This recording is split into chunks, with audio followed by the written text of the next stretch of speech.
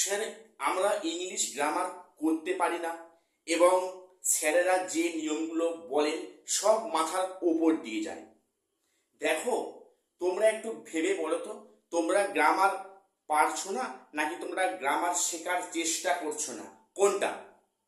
দেখো, আমরা যদিও অনেক সময় গ্রামার শেখার চেষ্টা করি, তো সেক্ষেত্রে আমরা কি হয়, সহজ জিনিসটাকে আমরা কঠিন করে শিখি।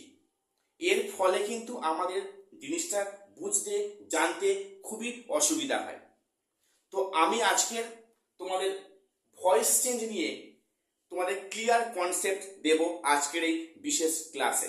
Welcome to my channel e learning with Arnab sir. তো আমি এই চ্যানেলে প্রতিনিয়ত মাধ্যমিক, উচ্চ মাধ্যমিক, গ্র্যাজুয়েশন এবং কম্পিটিটিভ লেভেলে স্টাডি মেটেরিয়ালস এবং ফ্রি ক্লাস প্রোভাইড করে থাকি। আমার চ্যানেলটিকে প্রত্যেকে সাবস্ক্রাইব করে রাখবে এরকম গুরুত্বপূর্ণ ইংলিশ গ্রামারের ক্লাস বা ওয়ান শট ভিডিও পাওয়ার জন্য। তো আজকে আসি ভয়েস চেঞ্জ সম্বন্ধে। দেখো, ভয়েস চেঞ্জ একটা গ্রামারের এমন পার্ট যেটা বর্তমানে ক্লাস 6 থেকে আপ টু ক্লাস 12 পর্যন্ত, তারপরে বিভিন্ন কম্পিটিটিভ পরীক্ষায় কিন্তু ভয়েস চেঞ্জ থেকে কোশ্চেন আসে। তো আমরা আজকের ভয়েস চেঞ্জটাকে সবচাইতে সহজ প্রক্রিয়াতে শিখব। আমি চ্যালেঞ্জ দিয়ে বলছি, যদি আমার এই ভিডিওটা স্কিপ না করে সবটা দেখো, আমি আশা রাখবো তোমাদের ভয়েস চেঞ্জ সম্বন্ধে কারো কোনো ডাউট আশা করছি থাকবে না। এসো প্রথম বলি, ভয়েস চেঞ্জ আমরা করতে গেলে আমরা সেন্টেন্সকে 3টে পর্যায়ে ভাগ করে নেব অ্যাকর্ডিং টু ভয়েস চেঞ্জ। সেগুলো কি কি আছে? অ্যাসার্টিভ ভয়েস বা অ্যাসার্টিভ সেন্টেন্সের voice change. Number 2, imperative voice বা ইম্পারেটিভ সেন্টেন্সের ভয়েস চেঞ্জ। ইন্টারগেটিভ ভয়েস বা ইন্টারগেটিভ সেন্টেন্সের ভয়েস চেঞ্জ। আমরা এই 3টে যদি প্রক্রিয়াতে সেন্টেন্স ভাগ করে ভয়েস চেঞ্জ শিখি, তাহলে কিন্তু ভয়েস চেঞ্জ আমাদের কোথাও কোনো ডাউট থাকবে না। আমি তোমাদের চ্যালেঞ্জ দিয়ে বললাম। প্রথম বলি, আচ্ছা, অ্যাসার্টিভ সেন্টেন্স কাকে বলে? যে সেন্টেন্স শুরুতেই সাবজেক্ট, ভার্ব এবং অবজেক্ট দিয়ে শেষ হয়, মানে শুরুতে subject plus verb plus object, তার নাম অ্যাসার্টিভ বা স্টেটমেন্ট বাক্য। ইম্পারেটিভ কোনটা? যে সেন্টেন্সে কোনো সাবজেক্ট থাকে না, একদম ডিরেক্টলি বাক্যটা ভার্ব দিয়ে শুরু হয়, ভার্ব প্লাস প্রেডিকেট বা অবজেক্ট, তার নাম ইম্পারেটিভ সেন্টেন্স বা ইম্পারেটিভ সেন্টেন্সের ভয়েস চেঞ্জ। এবার এসো ইন্টারগেটিভ, অর্থাৎ যে বাক্যে বা যে সেন্টেন্সে কোশ্চেন মার্ক থাকে, অর্থাৎ যেখানে বিভার্ব, তারপরে হচ্ছে কি সাবজেক্ট, তারপরে মেন ভার্ব প্লাস অবজেক্ট এবং শেষে থাকে কোশ্চেন মার্ক, তার নাম হচ্ছে ইন্টারগেটিভ সেন্টেন্স। আমরা আজকে শিখব একটা পার্ট, অ্যাসার্টিভ সেন্টেন্স। আমরা এটা আজকের এই নিয়ে বিস্তারিত আলোচনা করব, আর আমি নেক্সট ভিডিওতে বলে দেবো ইম্পারেটিভ এবং ইন্টারগেটিভ। তবে শুনে নাও, অ্যাসার্টিভ ভয়েস চেঞ্জ যারা শিখবে, যারা বুঝবে, ইন্টারগেটিভ ভয়েস চেঞ্জ তাদের কাছে কোনো ব্যাপার থাকবে না, ভেরি ইজিলি আমরা শিখতে পারবো। তো আজকে আলোচনা হবে কি নিয়ে? অ্যাসার্টিভ ভয়েস নিয়ে। প্রথম বলি তাহলে, অ্যাসার্টিভ ভয়েস মানে কি? যে সেন্টেন্সগুলো প্রথমে সাবজেক্ট, তারপরে ভার্ব, তারপরে অবজেক্ট থাকে, এই স্ট্রাকচারের নাম হচ্ছে অ্যাসার্টিভ সেন্টেন্স, তার ভয়েস চেঞ্জ। দেখো এবারে বলি, ভয়েস চেঞ্জের দুটো ভাগ আছে, অ্যাক্টিভ ভয়েস এবং প্যাসিভ ভয়েস। অনেক সময় হয় কি, পরীক্ষায় কোশ্চেনে অ্যাক্টিভ ভয়েস দেওয়া থাকে, প্যাসিভ ভয়েস করতে হয়। আবার অনেক সময় হয় কি, ঘুরিয়েও করতে পারে, প্যাসিভ ভয়েসে দেওয়া আছে, অ্যাক্টিভ ভয়েসে করতে হবে। সে যাই করুক, আমি যদি এই 5খানার নিয়ম শিখে যাই, আমার কোনো সমস্যা হবে না। প্রথম বলি, অ্যাসার্টিভ ভয়েস চেঞ্জ করতে গেলে আমাদের 5খানা রুলস ফলো করতে হবে। ভালো করে শুনে নাও। আমি তোমাদের রিকোয়েস্ট করবো, যারা আমার ভিডিওটা দেখছো তারা প্রত্যেকে একটা খাতা পেন নিয়ে বসো, এই 5টা বেসিক রুলস প্রত্যেক খাতায় টুকে নাও। আশা করছি তোমাদের খুব ক্ষতি হবে না, ভালো হবে। প্রথম বলি, রুলস 1-এ কি বলছে? অ্যাক্টিভ ভয়েসে অবজেক্ট, প্যাসিভ ভয়েসে সাবজেক্ট হবে। দেখো, বাক্যটা হয়তো প্রথমবার শুনতে একটু খটামটা মনে হবে যে কি ধরনের বাক্য। অ্যাক্টিভ ভয়েস অর্থাৎ আমার যদি সেন্টেন্সটা অ্যাক্টিভ ভয়েসে কোশ্চেন থাকে, তাকে যদি বলে চেঞ্জ দ্য ভয়েস, বাক্যটা প্যাসিভে আনতে হবে, সেখানে কি নিয়ম, অ্যাক্টিভ ভয়েসের অবজেক্টটা প্যাসিভ ভয়েসের সাবজেক্ট হবে।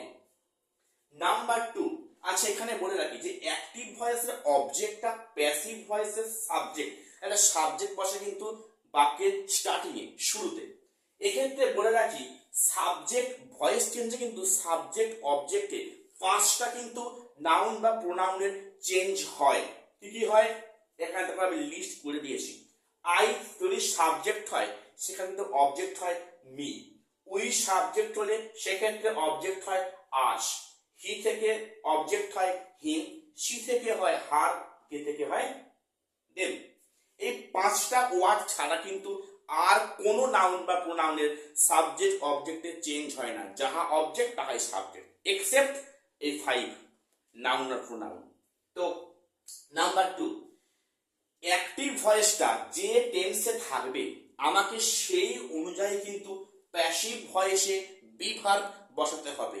এটা একটা খুবই ভাইটাল মানে পয়েন্ট এই 5টা নিয়মের মধ্যে, যে টেন্স মানে অ্যাক্টিভ ভয়েসের টেন্স অনুযায়ী প্যাসিভ ভয়েসে বি ভার্ব বসবে। আমাকে প্রথম কিন্তু টেন্স সম্বন্ধে কনসেপ্ট ক্লিয়ার রাখতে হবে। দেখো টেন্সটা কিন্তু একটা গ্রামারের এমন পার্ট, যে টেন্স জানে না মানে সে গ্রামার কিছুই করতে পারবে না, না ন্যারেশন চেঞ্জ, না ভয়েস চেঞ্জ, না আদার্স। তো এখানে অ্যাক্টিভ ভয়েসে টেন্স অনুসারে প্যাসিভ ভয়েসে বি ভার্ব বসে। এই বাক্যটায় কিছু কথা এখানে বলার আছে। দেখো আমরা সবাই জানি যে মূল টেন্স 3টে এবং প্রত্যেক টেন্সে কিন্তু 4টে করে ভাগ আছে, তাহলে মোট কটা হলো ফরমেশন, 4 3 12টা। আমরা যদি 12খানা নাম পর পর জানতে চাই তাহলে present indefinite, present continuous, present perfect, present perfect continuous, এই প্রক্রিয়াতে আমরা যদি পর পর সিরিয়ালি যদি আমরা 12খানা টেন্স নাম বলতে পারি, সেক্ষেত্রে আমাদের জানতে হবে যে মনে করো অ্যাক্টিভ ভয়েসের টেন্সটা কোনো ইভেন নাম্বারের লাইনে দেওয়া আছে, অর্থাৎ মনে করো আমার অ্যাক্টিভ ভয়েসে দেওয়া বাক্যটা 2 নম্বর টেন্সে দেওয়া আছে, অর্থাৎ প্রেজেন্ট কন্টিনিউয়াস টেন্সে দেওয়া আছে। দেখো দুইটা তো ইভেন নাম্বার, ঠিক কিনা, মানে এটা কি, এটা জোড় সংখ্যা। তাই যখনই কোনো জোড় সংখ্যা বা ইভেন নাম্বারের ঘরে টেন্স বাক্য থাকবে কোশ্চেনের বাক্যটা, সেখানে কিন্তু আমরা সেই টেন্স থেকেই আমরা বিভাগ নেব, পাশের টেন্স থেকে আমরা বিভাগ নিতে যাব না। যখন দেখবো অড নাম্বার বা আমাদের বিজোড় সংখ্যা কোনো টেন্সের সেন্টেন্স দেওয়া আছে, তাকে বলছে ভয়েস চেঞ্জ করতে হবে, তাহলে সেক্ষেত্রে কি নিয়ম, আমি কিন্তু পরের টেন্স থেকে আমরা বিভাগ নেব। সাপোজ মনে করো কোন সেন্টেন্স টেন্স নাম্বার 3 দেওয়া আছে, আচ্ছা টেন্স নাম্বার 3 কি নাম কি, প্রেজেন্ট পারফেক্ট টেন্স। তো যখন দেখবো যে টেন্স নাম্বার 3 বাক্য দেওয়া আছে, অর্থাৎ জানি কি টেন্স নাম্বার 3টা কিন্তু একটা অড নাম্বার, তাহলে সেক্ষেত্রে কিন্তু আমরা পরের টেন্স থেকে আমরা কিন্তু বি ভার্বকে ধার নেব। প্রত্যাশী বুঝতে পারলে। নাম্বার 3, আমি আরো তোমাদের উদাহরণ দিয়ে বলবো। নাম্বার 3, মেইন ভার্বের থার্ড ফর্ম বসবে, অর্থাৎ অ্যাক্টিভ ভয়েসে যে ভার্বটা থাকবে মেইন ভার্বটা, সেই ভার্বের কিন্তু থার্ড ফর্ম বসবে। নাম্বার 4 কি, অ্যাক্টিভ ভয়েসে কোনো এক্সট্রা পার্ট থাকলে সেটা বসে যাবে। অনেক সময় হয় কি subject, be verb, main verb, object ছাড়াও কিন্তু কোনো এক্সট্রা পার্ট বা কোনো ফ্রেজ থাকে, সেক্ষেত্রে কিন্তু নিয়ম 4 ওটা বসে যাবে। এবারে বলি নিয়ম 5 কি, অ্যাক্টিভ ভয়েসে অনেক সময় সাবজেক্টটা কি হয়, মানে অ্যাক্টিভ ভয়েসের সাবজেক্টটা প্যাসিভ ভয়েসে গিয়ে অবজেক্ট হয় এবং তার পূর্বে বাই প্রিপজিশন বসে। অর্থাৎ অ্যাক্টিভ ভয়েসের সাবজেক্টটা মানে প্রথমে থাকা পার্টটা অ্যাক্টিভ ভয়েসে, প্যাসিভ ভয়েসে অবজেক্ট লাস্টে যাবে এবং তারা ইন্টারটা বাই বসবে। তবে কিন্তু এক্ষেত্রে সবসময় বাই বসে না, কিছু ভার্ব আছে তারপরে কিন্তু টু প্রিপজিশন বসে, আমি সেটা তোমাদের উদাহরণ দিয়ে পরে বলবো। এই হলো 5টা নিয়ম। 5টা নিয়ম কিন্তু আমাদের তৈরি করতে হবে, কারণ এর উপরে ভিত্তি করে দাঁড়িয়ে আছে ইন্টারগেটিভ ভয়েস, ঠিক আছে। আচ্ছা এবার আমরা কিছু হাতে কলমে কিছু আমরা এক্সাম্পল দিয়ে তোমাদের বুঝিয়ে বলবো। প্রথম যদি আমি আমি একটা বাক্য বলি, দেখো যে I have seen the tiger in the zoo. I have seen the tiger in the zoo. আমরা বাঘ দেখেছি কোথায়? জু মানে চিড়িয়াখানাতে। আমরা চিড়িয়াখানাতে বাঘ দেখেছি। এই বাক্যটাকে যদি আমাকে ভয়েস চেঞ্জ করতে বলে, তো সেক্ষেত্রে আমরা এই কটা নিয়ম মেনেই করব। দেখো এখানে কি বলা হয়েছে, অ্যাক্টিভ ভয়েসে অবজেক্টটা প্যাসিভ ভয়েসের সাবজেক্ট হবে। এখানে দেখে নাও, দেখো এই পার্টে কিন্তু দা টাইগারটা হচ্ছে কি অবজেক্ট। দেখো এটা কিন্তু অ্যাক্টিভ ভয়েসের অবজেক্ট। তো এই পার্টটা প্রথমে হবে প্যাসিভের সাবজেক্ট। দেখো তো দি টাইগার কি ছকের মধ্যে পড়ছে? না পড়ছে। তাহলে যাহা অবজেক্ট তাই হবে সাবজেক্ট। উত্তর এসো, দা টাইগার। এবারে বলি নিয়ম 2 কি, টেন্স অনুসারে বিভাগ বসবে। দেখো তো এই পার্টটা কোন টেন্সে দেওয়া আছে? হ্যাভ কিংবা হ্যাজ বসে কোন টেন্সে? প্রেজেন্ট পারফেক্ট টেন্স, অর্থাৎ এটা টেন্স নাম্বার 3। সেটা কিন্তু একটা বিজোড় বা একটা অড নাম্বার। তো সেক্ষেত্রে আমরা কি করবো, পরের টেন্সে যাব। পরের টেন্সের নাম কি আছে? প্রেজেন্ট পারফেক্ট কন্টিনিউয়াস টেন্স, যেখানে কি বিভাগ বসে? হ্যাভ বিন কিংবা হ্যাজ বিন। তো দেখো এখানে আই বলে হ্যাভ ছিল, তার দি টাইগার তো হ্যাভ হয় না, নিশ্চয়ই হ্যাজ হয়, তাই হ্যাজ বিন হবে এখানে। আশা করছি প্রত্যেকের বিভাগটা বুঝতে পারলে, has been.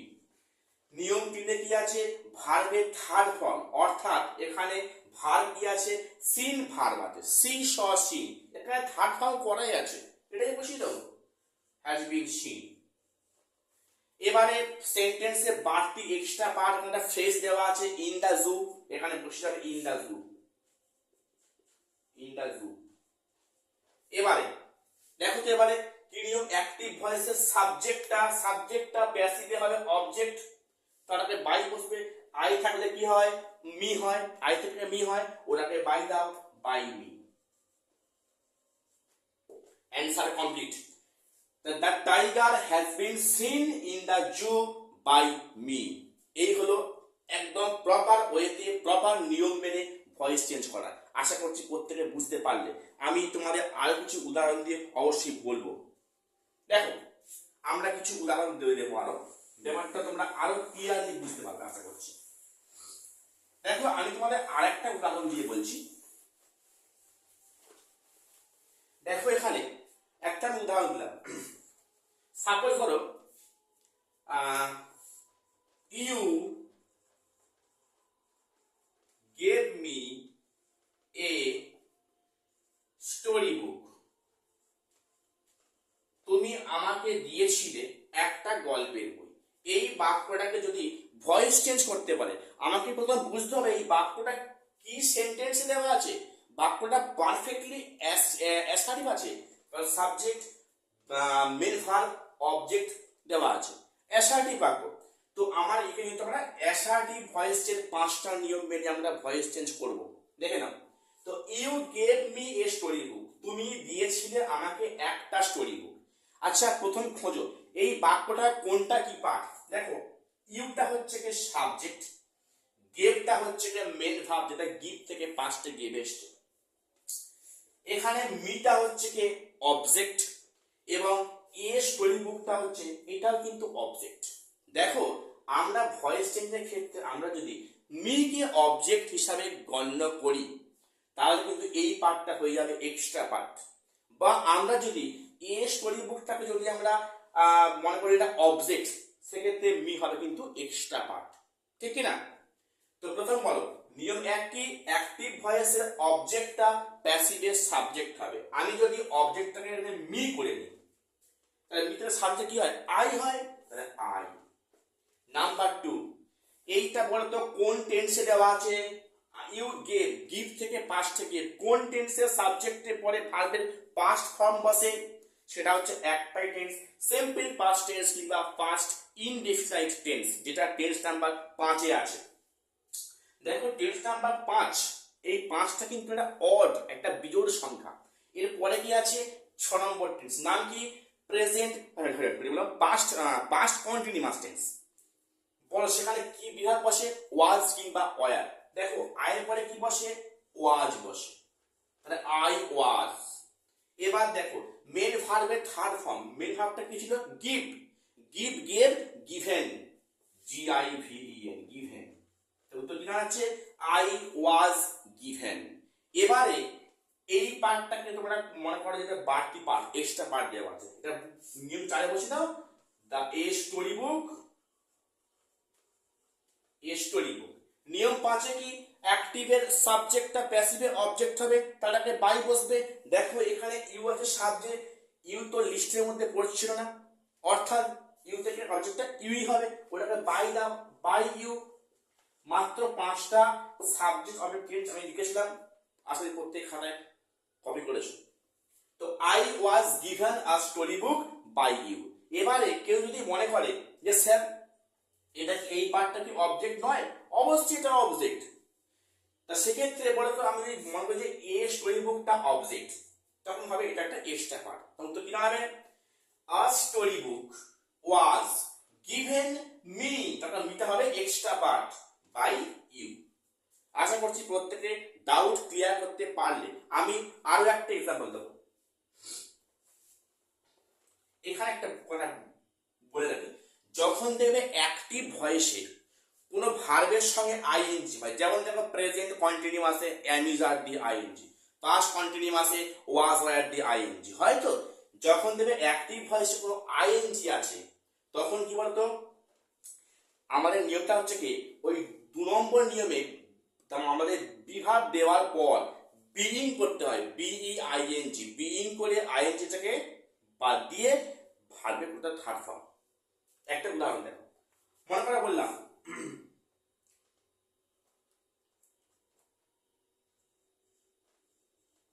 I was doing the sum for 2 hours. I was doing the sum for 2 hours. আমি 2 ঘন্টা ধরে অঙ্কটা করছিলাম। তো এখানে দেখো এই যে আইএনজি আছে, এখানে আইএনজি তাহলে কি বলতো, প্যাসিভ ভয়েসে বিভাগ দেওয়ার পর বি এর সঙ্গে আইএনজি করে আইএনজি ওয়ার্ডটাকে তুলে দিতে হয়, থাকে ডু, এবার তো থার্ড ফর্ম করতে হয়। এখানে দেখো এখানে কি আছে? আই সাবজেক্ট, ওয়াজটা বিভাগ, ডুইংটা মেন ভার্ব, দি সামটা হচ্ছে একটা অবজেক্ট, এটা এক্সট্রা পার্ট দেওয়া আছে। বল উত্তর কি হবে? অবজেক্ট সাবজেক্ট হোক, দা সাম, কোনো চেঞ্জ হবে না, দি সাম। এখানে ওয়াজ ওয়ার থাকে কোন টেন্সে? ফার্স্ট কন্টিনিউয়াস টেন্সে, অর্থাৎ এই টেন্সটা 6 নম্বর টেন্স, এটা ইভেন নাম্বার, তাই কোনো চেঞ্জ কিন্তু হবে না। আমরা বিভাগটা এখান থেকেই নেব। এখানে কি বিভাগ আছে? ওয়াজ কিংবা ওয়ার। দি সাম সিঙ্গুলার নাম্বার, তাই ওয়াজ হবে। এরপরে এই যে আইএনজি আছে, আমি আইএনজি থেকে তুলে কি করবো? বিইং করব, BEING, বিইং। তাহলে আইএনজি বাদ গেল, পড়ে আছে কি? ডু। ডু ডিড ডান, ভার্বের থার্ড ফর্ম ডান। কোনটা বাড়তি part? For 2 hours, for 2 hours, for 2 hours. এবারে আইটা হয় মি, বাই মি। তো উত্তর কি দাঁড়ালো? The sum was being done for 2 hours by me. আশা করছি তোমরা অ্যাসার্টিভ ভয়েস সম্বন্ধে একটা স্বচ্ছ কনসেপ্ট নিতে পেরেছো। তো আমি এরকম অনেক গ্রামারের ওয়ান শট ভিডিও এবং অনেক জিনিস আমি সহজ করে তোমাদের সামনে উপস্থাপন করি, যাতে তোমাদের বুঝতে সুবিধা হয়, জানতে সুবিধা হয়, তোমরা ইংলিশ গ্রামারটাকে সহজ জিনিসটা সহজভাবে বুঝে নাও, জেনে নাও। তো আমি পরবর্তী ক্লাসে ইম্পারেটিভ ভয়েস এবং ইন্টারোগেটিভ ভয়েস নিয়ে ডিসকাস করব, তোমাদের সামনে হাজির হব। আজ এখানে শেষ করলাম, আশা করি প্রত্যেকের ডাউট ক্লিয়ার করতে পারলাম। তো আজ আমার এইটুকুই ক্লাসে পড়া ছিল, আবার দেখা হচ্ছে পরে কোনো আপডেট নিয়ে।